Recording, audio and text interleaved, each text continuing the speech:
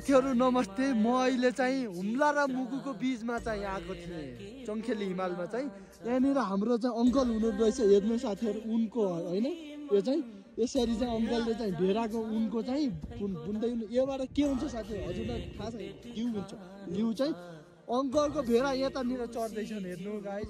Uncle हजुरको भेडा चाहिँ अहिले कता छ? होइन यता त होइन नि, कतानिर छ कि कता आदि कता? ए आइटिन तोलीबाट आदि तलनिर। के हो हजुरको नाम चाहिँ? मेरो नाम हस्तबहादुर बुढा। हजुरको घर चाहिँ कतानिर? ठुलाबामा। ठुलाबामा। यो चाहिँ हजुरले अहिले कति वर्ष भयो कि यो चराको भेडा चराउनु? अहिले भेडा चराएको अहिले 6 वर्ष भयो। 6 वर्ष। योभन्दा अगाडि चाहिँ हजुर चाहिँ? योभन्दा अगाडि बाख्रा चराउनु थिएँ। बाख्रा भनेर अहिले 6 वर्ष भयो। 6 वर्षभित्र हजुर 6 वर्षभित्र पाल्टे फाल्टो पाएको नै खाल्बा 35 वटा खाल्बा। 35 वटा खाल्बा। 35 वटा खाल्बा।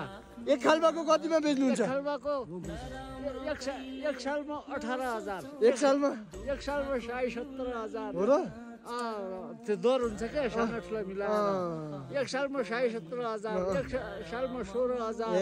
अहिले भेडाको भाउ अलिक घटेर अहिले 14,000। ए अहिले चाहिँ 14,000। हजुरको भेडा अहिले जम्मा कतिवटा छ?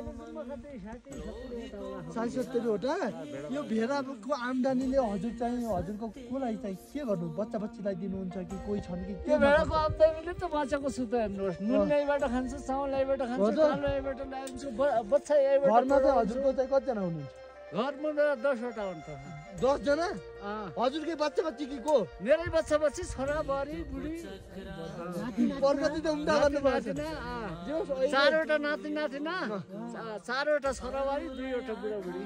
यहाँबाट कि हजुरले यो भेडा पालेर चाहिँ वर्षको आम्दानी कति गर्नुहुन्छ र वर्षको? वर्षको आम्दानी त्यही 2 लाख 2.5 लाख 3 लाख हुन्थ्यो र त्यो खाँदै लाँदै ठिक्क। हजुर मात्र हुनुहुन्छ कि अहिले यहाँनिर आटीमा सिङ्गल हुनुहुन्छ? अरू पनि कोही छन् साथीहरू? आटीमा सिङ्गल मै मात्रै।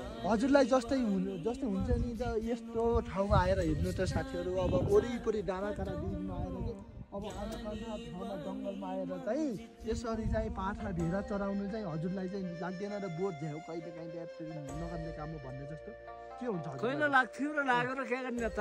यही अब हामीले कसो गरी के भने खाना खाने, कसरी लुगा लगाइने, यही गरेर हामी सानै पहिल्यैदेखि बानी परेको हुन्छौँ कि। यही गरिकन पहिल्यैदेखि निपुसा लगाइकन बानी परेका केही झ्याउ लाग्दैन। हजुरले सानोमा चाहिँ यही काम गर्नुभएको कि योभन्दा अरू काम केही पहिला कतै जानु विदेश गर्नु? देश विदेश कहीँ नगएको, म पहिल्यैबाट यही लाग्यो।